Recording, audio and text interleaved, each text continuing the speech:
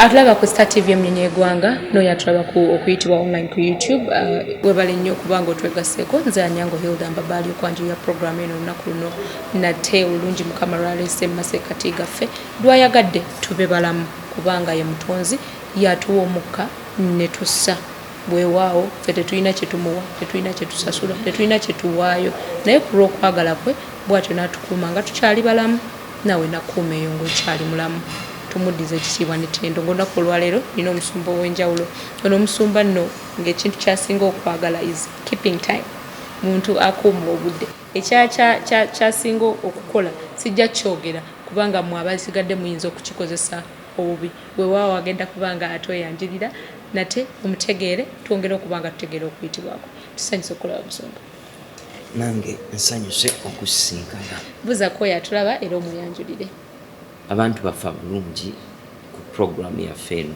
ennungi ne TV eno eyagalibwa ennyo bampita musumba Frank Tumusiime nsumba wano ku City Harvest Church International Elweza.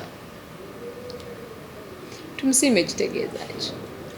Tumusiime erinnya eryo lyampebwa maama wange nga anoonyeza omwana omulenzi ng'abuze ng'azadde abaana bawala 5 naye nga buli lwazaala amanyi agenda kuzaala mulenzi so nga babuze kati n'asaba nnyo n'asiiba yali mu katuliki nayagala nnyo Katonda asaba n'asiiba naga Mukama bompayo abalenzi 2 bokka bati nja bakuddiza bakuweereza so nayingira mu ndagaano ne Katonda nze gye sitaalimu naye ate leetalo ne bajja ne baginyingizaamu kuba yali ndagaano so bw'azaala omwana n'amutuuma Tumusiime nga kitegeeza nti twebaza Katonda bwetyo nenzija nenyingira mu buweereza okuviira ddala mu lubuto olwa maama wange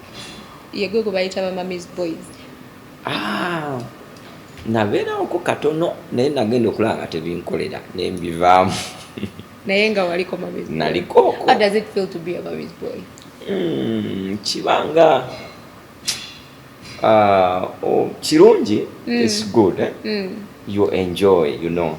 But later on, olaba nga ate bakututenga baby, you know, all the time you feel like you're too special.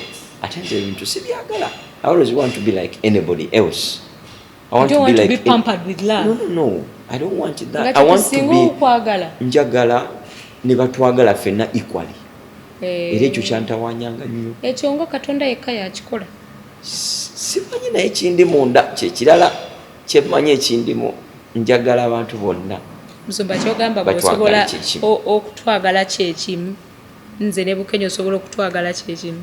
Ngezaako nnyo okusinziira ku relationship zembeera namu n'engeri gye ntabaganamu namu. Story gyosoose tugamba about erinnya lyo kitegeeza nti wakulira mu maka agagatya Katonda already. Yes, naye nga taata wange ye Katonda yali tagenda mu church naye ng'agezaako okukola ebintu ebirungi. Ne ku Christmas nga talina lwagenda ku church because for all the time I stayed I never saw him go to church. Yatutwalanga n'atudropinga anti tubeerayo ne batuya ceremony Easter ne Christmas. Zonna, there is no one day he would go to church. I saw him go to church until when he died. He had to go by force. So he would come, drop us to church and go. Say after church, call me, I'll come and pick you. Mwali musabira balokole. Twali Catholic. We are a Catholic background. So mom prayed in the Catholic background. Mom was a staunch Catholic. And gye yasabireyo mba Catholic nange gye nasobolera okukola ki okusobola okujja ku nsi. Ddi dwokula otegeere Yesu Kristo olyoka omukkirize? It's quite a long story naye njagezaako gimenyaamenyamu kati I got saved after a disappointment. Serious one. A disappointment in what, Pastor? I fell in love with this girl. Ate yansooka okunjagala nezina sibiriko. So somehow netweyagala somehow. So we went on after 2 years. That was senior 4. So after 2 years, senior after 1 year, Kamuchali mu secondary school. Tuchali mu secondary. Senior 4, we fell in love. Then after a year, jukira twamalanga vacation ya 1 year. Fe kati bano simanyi naye fe 1 year. Bano ba myezi 3. So tuja yaberanga wala Fort Portal, and me I was here. So she would come and go, come visit the family and go. So kati weyajja this time she was joining campus. Atenze points ezange nazetaga sent. So I joined the college, she joined the university. After about a month, namugamba my friend, campus is not easy. Tugenda kikola tusyanga nawo manyi 2 years we've been together. Omanyi kisoboka. And after 6 months, I think 5 there, disappointments zitandika musimu nga tegatambula bulungi, appointments tezikyakwata bulungi, kati nze netandika okwekolamu omulimu nga ndabye wajje bigenda eri. So I prepared myself. In fact zaali red. Nali ndaba red kati nga tuva mu green tudda mu red. So nekolamu omulimu. Prepared myself for the disappointment, no matter how it was going to be. So one evening, nampita nangamba, sister wange yazze ku campus and it's going to be tense and it's going to be. Nangamba, why don't you give a break for ourselves? Yenga yagamba. So nangamba, it's okay. It's okay. Nenga ndaba nze wajje bikola ki? Bigenda. So after that disappointment, byagenda awusagala biddamu nnyo because of our time. Naye kyantawanya. I struggled for 6 months to stabilize, and I came not to trust any woman on earth. By then, I will never ever. So I had a question. So who's going to replace this person? Kati remember, Jinja College, that was my school. We had a corner KPC, which is Watoto today, the central branch. We had a corner that we called Jiko corner, Jinja College.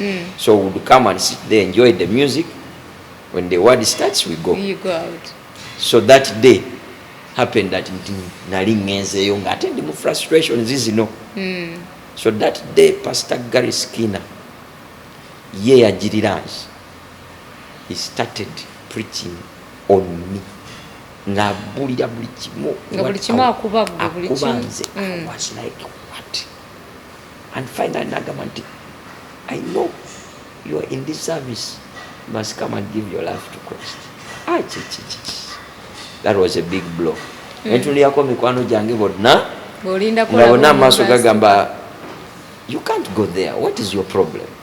Omanyi kichetuli kati gwe byabalokole ebisimu byogala okuyingiramu. The word kept on coming to me. Vawano genda wansi olokoke. I boldly stood up after some few minutes. Ngakakisaka kyaliwo. I walked down and no abakola biki. I closed my ears. That was in 1999. That is how I gave my life. Gabano bonna bamanyi nti ekituleeta wano muziki naye kwolwo nze nabavaamu nendokoka. So that's how I gave my life to Christ in KPC. So when you talked about KPC, nempuliranga you've begun my... I've tickled your heart. You've tickled my heart. I like KPC. Era najagala nnyo. I liked that church after I gave my life to Christ. I loved the church, but I will tell you how I left the church and how. Kati omazo tambula okiridde okkiriza Yesu Kristo bolese emabega babadde tebakikiririza. tebakikiriza. How did you come back and face them? Wabatunulira otya? Abasinga balekerawo kuba mikwano gyange, most of them, kuba bandaba nga nfuuse musiru. Tebakubuwinga? Of course they did all that stuff. Naye nze based on what I had received, I really felt that gap is filled up now. The moment I received Christ, nawuliranga eri virtue eri covered, and I was like, this thing is possible. Mirembe gino givuddewo. Love eri gye nalina eri yonna nenzija nenjiwa Kristo, and you know it was so sweet. I enjoyed my salvation. Nempereza Katonda. I loved the church. Nga nkuma time all the services nga nzibeeramu paka esembayo nga nkiddamu ekigambo nenkiddamu ng'okuva sawa bbiri. Actually I joined my first service unit was ushering. Kyekyo kyekibuuzo kye mbadde ngenda okubuuza. Otandika otya okuyingira mu ushering? Ono wayingirayo bandwagon oba wakiwulira muli nti neetaaga ngende? Kati omuliro guno gwe nafuna gwali gumanja nti I can't just sit down and see other people do something. No, nga mpulira teri yaŋŋamba, nobody told me, but I felt it inside. And the easiest okuyimba nali sibitegeera bulungi, ebirala ebyo nga ndaba birabika biri complicated, but the ushering was very easy. I could just stand there, direct people where to sit, and then collect the money after when it's offering time, then take it up. The blue one and the red one. Nechinyangwira. So I enjoyed, that was the first department I joined. And from the first service to the last one, I would gladly do it and enjoy it. So that was serving ushering obulambo bwonna ng'oli KPC? Yes, all the time, but by the time I left, nali ntandise okubanga, because it was about a year, salwawo nnyo, it was about a year, so nali already nfunye home sale, nga batandise okumpaayo ku positions mu home sale eyo, nga nange nsharingako, so I was really enjoying. Ng'oddayoko e Jinja College n'owulirako ku bye bagamba? Kati awo twali tumaze nga tumaze senior 4 ngati kati awo nga tugenda ate mu seniors 5 ne 6 kati nali siddayo, but all these friends were there with me nga tumanyi gye babeera naye nga basinga tubakyanjagala nga luli obanjagala nga communication is cut off. So you would just smile at them? Just bye. I said bye guys, ate obamanyi nga bali too proud, and so kati ne tubeerera awo nange kuba nakainaka nga naye ndi I was also proud. So kati nga buli omu ye distancing mu ngeri ye, naye omanye no mu Yesu bakubamuko kati eno pride nekendeerako eyo yo bagigirawo ddala. That is the biggest testimony I encountered in the journey of salvation. I used to be so proud. Kyantawanya nnyo. Naye on the other hand kyanyamba, because I had less girlfriends, kuba because of the nature of pride in me, nabatunulira ne batwalira oyo kati kyanyamba okulimitinga. Maybe I would have had a lot of them, naye kyanyamba muli nalinga newulirawo nnyo. So that one helped me to keep my pace. Kati omwaka guno ogumu guwedde ogwa KPC, otandise okubanga ne mu home sale you get time to lead, usheringa, ne mu sale attendinga, otandise okusabira ddala n'okuweereza ddala. Kati ovaawo ddawa? Kati during that time nali nina okay, of course omuliro gwe nali nina, being that was my first church, and knowing what, because when I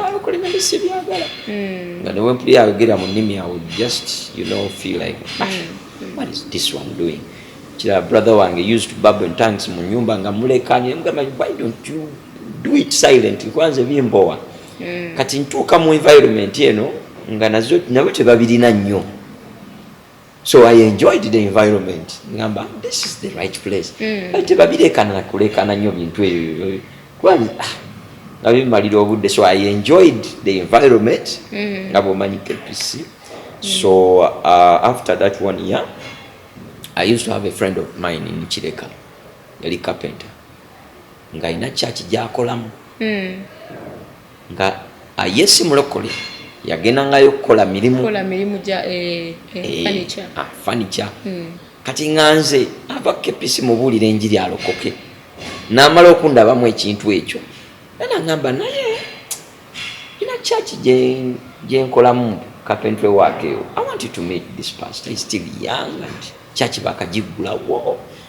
Kati ngabeera mpa invitation nganzigana because I know I have KPC. So one day ngamba okay, then I gave it a try. Then ngendayo church yali mu kuna Mgongo Road mu Ntebetebe, if you've heard of that place. Nga kyalo Chireka was the town naye I don't know for some reason nga walinga kyalo buyumba malalo masabo kifunga kiri fane naye the church had come there.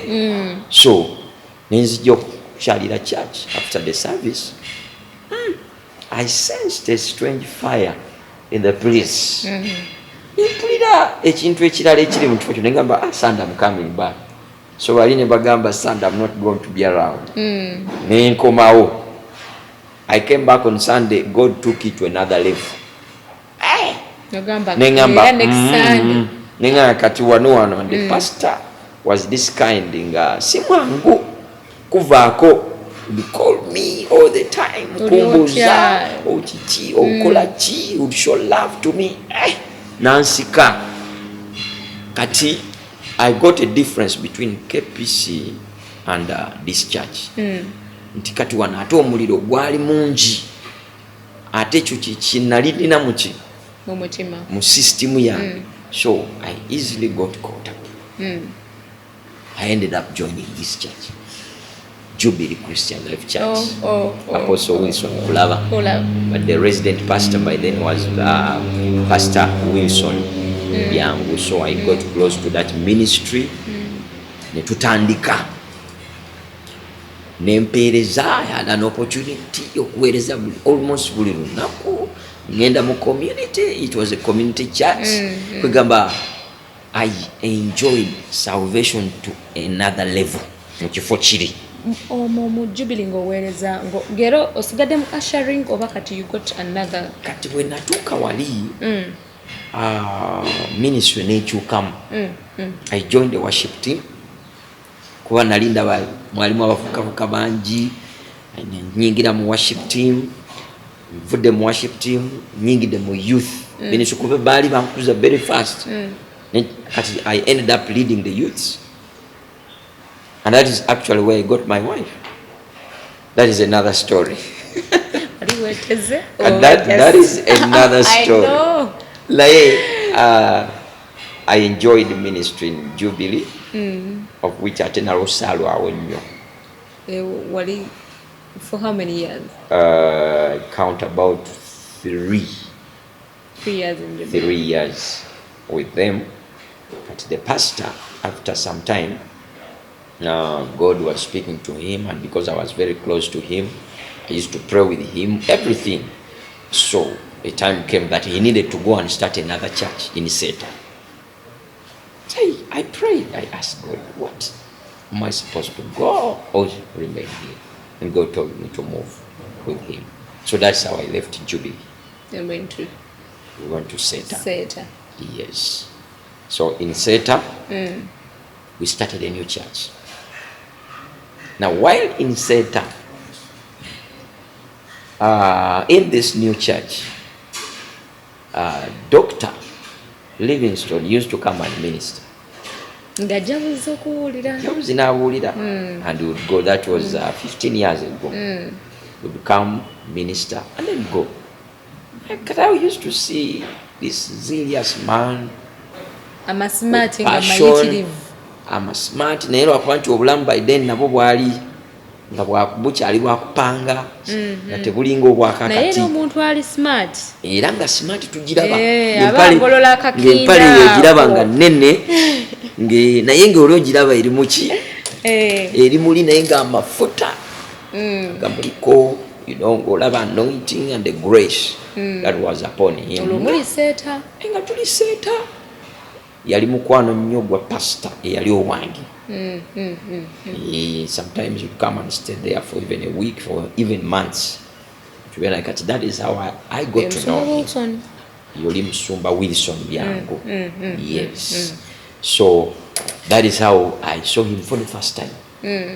Ngajanga naweereza era mpeereza mu seeta then kati nali already ngaziyemuko because remember tuvudde eri ali tuze tutandise church kati eri wavaayo already ngo wasiza nali sinaba kuwasa newe twatandikira church era nali sinaba kuwasa kati ze madam nga yasigadde eri ate kati ngazinzizeemu but kati by that time already twali tutandise courtship. The time I left twali tutandise courtship yaffe, so we used still to communicate kasimu nga kabeerawo so nga mpeereza eno then after some time bwamala naye senior 6 natujoininga influence of course kati era nga naavaayo najja nakolaki natujoininga eno yes and ministry went on. We enjoyed ministry. We prayed. Tewafunako any challenges okubanga oyagala kuva mu busumba oba tokiwulira properly nti Katonda tannayogera naawe bulungi? Tewafunako challenge eyo? Thank you so much kuba ekyo kye mbadde ndowooza ate kati nga neebuuza nakikugamba nti naye nga simanyi kati while in Seta nempeereza esseeta eyo for about 2 years 2 to 3 years around there. Obuweereza tubuzimbye bukuze, things are okay, buli kimu. So nalina passion ya okulabirira abaana bamulekwa. And I used to pester my pastor njagala tukitandika ekintu charity. So one time nekitandika mu kukkiriza, we began it. Yani tufuna n'abaana naye nga sina sponsorship eri awo nga gwe sponsor nga simanyi bino byakupanga ku computer ebyo nembigiragira nembizanyazanya nenfuna baki nga sibimanyi. So kati nga kyenfuna kyenkola ki kyembagabira. I had a job that I was doing and at the same time mpeereza kati nga zenfuna eri zenkola ki zenteekamu wano. So after some time netufunamuko obuzibu ne pastor wange olwo ebintu nga tebitambula bulungi. So nenkola ki somehow nenva mu church eyeseeta kati nga nsigadde awo wakati awo sinaba kutandika, njagala kutandika South Africa okuweereza Durban ne Pretoria and Joburg. Nenkomawo, that was around 2007. Nenkomawo naye nayitirako swazland briefly. Nenkomawo then after that bwe nadda abamu aba South Africa ne bajja okunkyalira n'okukyalira orphanage. Then after that they proposed nga bagenda ne babulira enjiri and they would bring people ne bajja ku orphanage and people would come and ngamba what is happening kati. After that ne bagamba ffe tetulina gye tugenda ku Sunday tugenda kubeera wano. Services began mu orphanage wano nga tolina kyakukola okujjako bakkiriza. Sina kyakukola because nga bagamba ffe tuzze wano ne betwakolanga nabo nga tebalina gye bagenda ku Sunday batuulaawo ne bagamba ffe tetulina gye tugenda kubeera wano. So church began, Heritage Covenant Church ne tugitandika. So it took a short while business zange nezifunamu obuzibu biki loan issues because yes nali divided nga si concentrating nga nyeno ate ne business niyo kati nga na charity ni na business ni na ministry kati ni ebintabulamu awo business nekola ki negwa.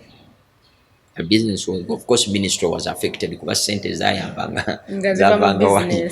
Kati I had to take a decision. Oba capital wali otolamu nnyo ne capital nayo nali ntolamu anti omwoyo nga bw'aba ayitiridde nga nzija eno nensikayo bwenti nenteeka eno okiraba. So kakati eventually I made a serious decision. I traveled nenva mu ggwanga. Nga intention ye eri ki ey'okutraveling? Kati my intention of traveling, funny enough, the pressure was too much on me. Nga sina direction eri clear, but I had a lot of pressure on me nga I needed a place to rest. Kwegamba nve mu katogo kanako ebintu ebingi ebindiko. I needed to go. Nga ne bweba wiiki emu oba weeks bbiri ngende mbeeko ne wennekweka nsirike. So that is how my traveling began. I had a child that was just born, my second born, yali akyali muto, just a week born nga muto. And then I had the first born was around a year. So nga nina okutekinga that decision. Responsibility nga nyingi. Pressure is too much. The orphanage, the church, some people used to help. Now, so I said no, I have to take a break. So I traveled by road. It's a long story in between, a lot of testimonies that will take us about another 1 hour. It was not easy through the road because that was my first time traveling by road. Because my intention was like, I don't want to go at once. I want to experience. Amawanga gano. By road otambula odawa. Go in a direction yobo otambula butambula. Kati in my mind, ekyali mu birowoozo byange was, can I go to South Africa? But before I reached South Africa, because I was there before, njagala mpitireko wano mu mawanga gano. If I get opportunities to minister mpereze kugamba as I go to South Africa. So nentandika olugendo in your bus. Abantu nembagamba I've gone to pray. Neyawuddemu. Gatomanyi jodda zengenda. Nemanyi destination somehow ijja kuba South Africa. So I began traveling. Nengenda. Nentuuka Nairobi, nembe Nairobi, Tanzania, Tanzania, Malawi, all those distances zirimu testimonies ezenjawulo because we don't have all the time. Naye when naitamu mu mawanga ago, I got connections, I got friends, nafuna experience ginali simanyi naye Katonda, God had started the journey of making me, of which I realized afterwards that God had to drop all these things to now bring me fully into ministry. Kati Katonda bw'abanga anakuyita, he has to break you. Akujjako amagezi agago n'akuyingizamu amagezi agagge osobole okugonda. So the process of breaking down began when I left the country. Because sometimes I'd run out of cash and I don't know what next. So nina okuyiiya n'endala zenalina nazo ne baziba nozibba. But God was building my faith and making me into the call. So to jump some of all those, I arrived in Swazland. Naye nga konna wonna otambula naye okuyitibwako ng'okumanyi. Okuyitibwa nga sikumanyi. Nze manyi mpeereza buweereza naye nga sifunangako ddoboozi nti Katonda ngambe kati nkoze ki nkuyise. That was another confusion. Oli mu kyamuketi nga ndi awo nze manyi ndi musumba mpeereza Katonda mwagala, which was very dangerous. Era abatuuliza bonna abali eyo ez'okuba nga ali mu situation eno gye ndimu, nkusabira nnyo ofune divine direction kuba nze kyantawaanya. Nali ndowooza maybe I'm a businessman kuba nakolako business ne succeedingako, nenzija mu church ate nga mbuulira n'endiga nziraba nazo zikola ki zijja kati nga byonna biri awo bikola somehow kanenga nebuuza nzani who is me. So when took a Swaziland after 3 months I called my wife nengamba nayo manyi kati kirabika I either come back or you come here kubanga kati wekiri wano sikitegeera bulungi kati you either join me or I come back. Madam nagamba no, I will join you. So she came and joined me in Swaziland. So we began the journey in Swaziland. Kati twayitira mu buzibu of which I can't give you all the details. Evictions from one house to another, failure to pay rent in a foreign land.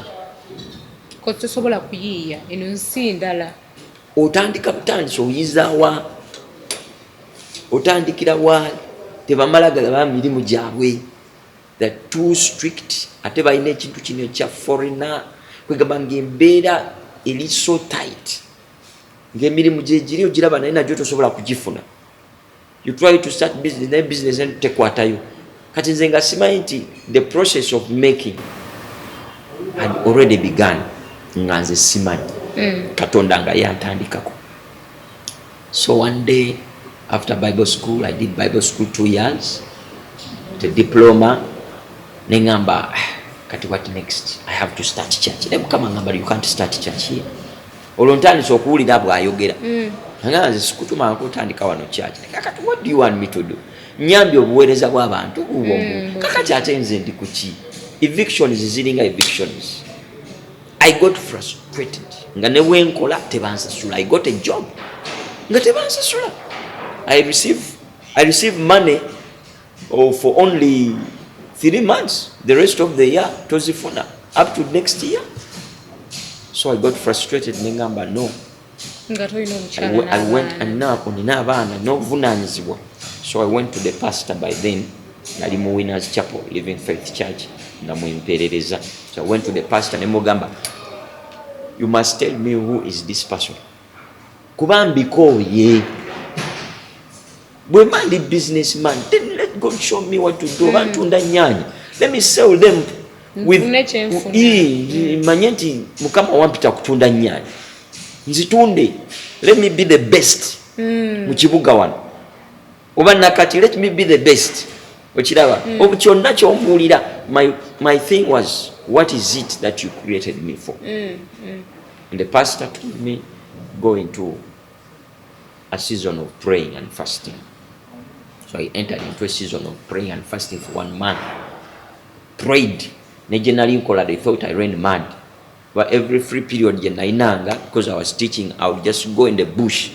Then God was faithful. After a month, it was on the 7th of November 2012, God appeared to me at 2 a.m.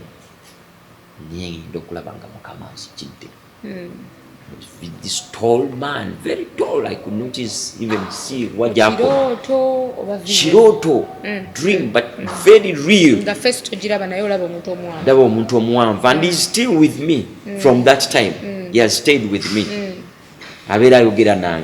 From that time when I'm so he tapped me, told me, come out.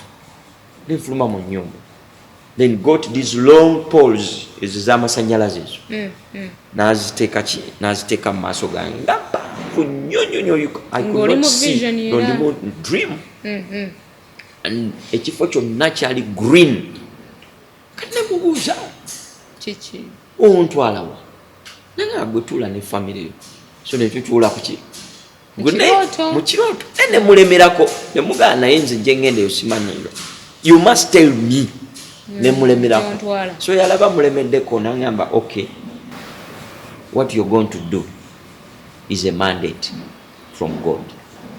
It's in Luke 10 verse 9. Namugamba Luke 10 verse 9. Namugamba no, it should be Luke 10 verse 19 kuba yo nali njimanyi so netutandika okukayana naye omusajja mu kirooto ng'alina this authoritative voice nga you could not just beat it nga alina authority na insisting after a struggle nangamba it is Luke 10 verse 9. Eventually nagamba okay, so nagamba there is your mandate, go. So nenva mu kirooto nali nsula mu room building nga nsula n'akasimu kange kuno bwakatooki obujjukiro ne balubu yali gundi switch yali wala nga mpulira emirembe mingi, mpulira this peace, I'm sweating and I was like, God, omponyeza okutunda ennyanja? Kiki kino ky'oŋŋamba ekiri mu Bible yange yasulanga wano, so netekako katooki nembikula Luke 10 verse 9 egamba heal the sick there and tell them the kingdom of God has come near to you. Nasanyuka nengamba kati bamponyeza okusindika ebigaali bya nakati, bamponyeza zi business zemba kugamba ebyo byonna nembiteeka wali. I tapped my wife nemuzukusa nemugamba kiwedde kati, let's prepare mukama atutume. So that is how I received the call of God upon my life. A new office officially. It's like a video. Chiwanvu, it extended kuba fe twalowooza nti after that we are coming back home immediately. That was 2012. Mwasigalayo. I woke up in the morning and prepare, we're going back home. Oba tugenda tutya, but we must banze bangambye I should go. Nete bangamba specifically where? Bangamba go. So in that dream, in that mandate, I had to come back to him. Kuba nali muwulira nkyamulina andi kumpi. Oba okitegeera, I could have that feeling. Nenkomawo. I gave him another 1 month of prayer and fasting. Nemugamba, you must tell me wa jengenda. Sigenda bugenzi. So the Lord came back to me on the 27th of December. Eri yali September. December. Nantuma. Nampe gwanga. It's also a long story. Nampe gwanga. Nangamba, I'm sending you. Era mugamba tickets. Kwa gwanga lili mu Europe, Switzerland. It's very far. Kati ntuka yonchi. I need ticket. Nangamba, are you ready to go? Mugamba, yes. You're ready. Now, in the dream, the second encounter, that was the first one, but now I'm in the second encounter. So we're not kidding. Nakulachi. Nangamba, okay. Nenef sanga ngandiwa Switzerland. Doto. Nemugamba kati ntuse wano sina passport. Nkoze ntya. Passport yange yino na sina visa. Nangamba, no, keep walking. What is your problem? Nemba itaka abasirikale bonna bulanga bantu nulyanzi nempitawo. Mukirooto. Nga teri ambuuza kintu kyonna, I pass through. Nemugamba, okay, kati ntuse where? Nangamba, walk. You find a tall building full of glass. Enter inside and ask for a man called Rata. Rata, I've never heard of such a name. Nengamba, anyway, Mawanga maybe. Maybe Manyagawe. Nenyingira mu kizimbe. I walked and saw the building. I entered nembuuza. Nengamba, I'm here looking for Rata. Ku reception omanyi ebizimbe bibeera ebiwanvu okubeera lifts naye nga waliwo ka reception kali wali just then nga bakulaga lift okugenda mu office. So natuka nangamba omukyala yali muzungu. Nangamba, okay, sorry, he just left, but in 10 minutes he'll be back. Can you have a seat? Nentuula. So I sat down. Era ng'okyali mu kirooto. Kyali mu kirooto. Nentuula. After 10 minutes, nenfulumamuko wabweru nga omanyi amaalo. Ntunulira ebizimbe ebiwanvu nga gonna ganzijukiddeko. Kati after 10 minutes I came back to the reception. At this time I found a black man, small like me. Nentuukawo. Sindaba kwogera nangamba, are you Frank? Namugamba, yes. Your wife is called Beckett? Yes. You have 2 children? You're coming from Swazland? Yes. Nga sina kyenjogera nzira mbuzi yes. Kati ye yambuulira. So eventually nangamba, your appointment is here, but you need to go back and bring your family. Nakwata dole emitwalo egi esatu. Ajimpa nagamba, that will take care of your transportation. Come back here. go pick your family. Nenfuluma ekizimbe nenziramu nengenda bwe natuuka ku immigration nenzira engulu nga nkomyewo. So I discovered nti okay, nina mission gye nina okukola eyo. I tried okugenda nga bwe nabira ne bigaana gezezaako bikaluba ki ne bigaana. So in the process nga simanyi nti God was still working on me. Awe nategeerera nti when God calls someone, there is a difference between your time of calling and the time for your appointment. Kati nze nakitegeera afterwards sakimanya nti the time that God called me was not the very time for me to occupy the office. Oyagala cooperatingira waawo. Kuba nali ndaba that is what you've told me. Kumbe nga nze simanyi there is a process in between gye nali nina okuyitamu under servants of God to arrive at a destiny that God has prepared for me. Ate teyandaga when that is going to happen. So I began serving God for the next 2012 up to 2017. That is when God started. 2016, God started opening up. A season now, I was going through stuff a lot. Nenga mpereza. Era obujulizi bungi nnyo wakati wow. So in 2017, while still in Swaz, 2016, I got a job as a chaplain in one of the top schools. In Swazland. God spoke to that woman. She came to be one of the richest people in the nation. Najja jendi yali elder mu church nalimu and told me, God has told me that you need to come and work as a chaplain in my school. I prayed about it. Okay, I used to pray. I would see visions and dreams about her. And my wife was already actually working with her as a teacher. So I joined the school 2016. Some money started coming in. We made arrangement in 2017 netukomaweka netuchala after about 10 years ngatetuliwo. So we came to visit Uganda. Then we twaddayo mu 2018 twadda 17 December netuyingira January 18 netuddayo. So now we're back. Netwesanga we have to come back here. Era okudda kati okuddira ddala wano. So 2018 December netukolaki netukomawo getting into 2019 netukomawo to settle here. Kati through the prayers netwasabanga Katonda nga atulaga that we need to come back here before we go. Yatutuma Switzerland. So that is how we. Kuba when nabigezaako ne bikalubanda, I would ask him why, because you told me I need to go there. Ngasimanyi. So God showed me that we needed to come back here before we go to that mission. So we came back here. So we twadda wano. I opened up. I wanted to start ministry immediately. Nenga ministry teyeggulawo.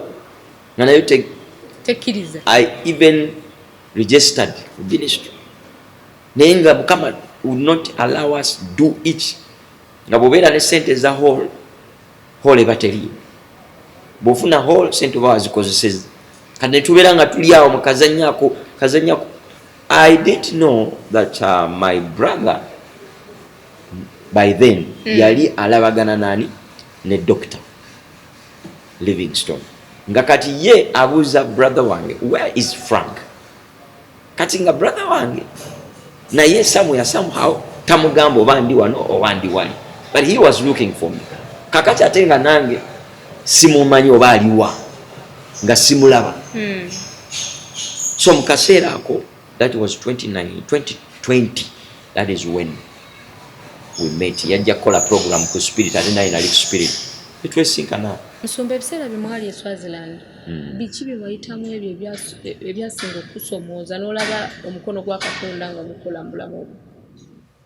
byali bingi naye nsobola okumenyamenyamu mostly byali around finances Katonda kye yakola nti yajjawo ekiyitibwa provision nga kiri divine nnyo nga provision ejja ku last minute for you to survive osobole okubeerawo oba okitegeera naye ng'okkiriza nnyo then ku last minute newabeerawo ka drop akayingirawo ako kasobole okukuyisa ate mu session eyo osobole ate okuyingira ku level endala but it was mostly around the finances nga sente ezisobola tezirabika rent ataliwo ebintu byokwambala you have a family n'abaana bagenda ku ssomero okiraba egamba nga really oli ku survivinga kubeerawo